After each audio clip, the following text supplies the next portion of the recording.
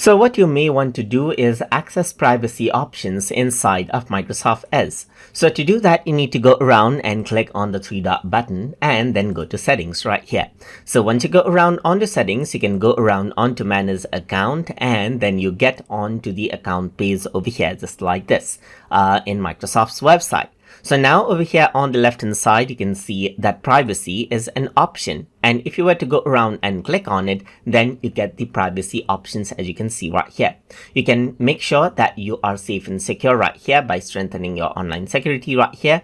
And you can see that you can manage your activity data over here by working around with location data. So right now there's no location data, but you can see your activities right here, and you can see all of your activities over here, just like this.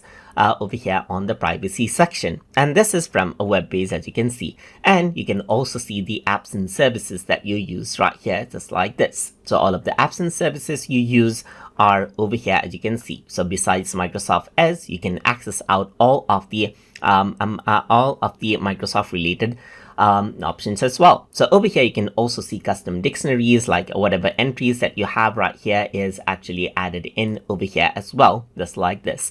And you can also see privacy settings over here. So there's people suggestions and so forth, as you can see right here. And all of these settings are easily accessible. And you can go around and get started with the account recovery info and everything over here, just like this, to add in more privacy security as well. And that is how you can access privacy options inside of Microsoft Edge for your particular Microsoft account. So I hope you guys learned something as always. And as always, please like, comment, share, and subscribe.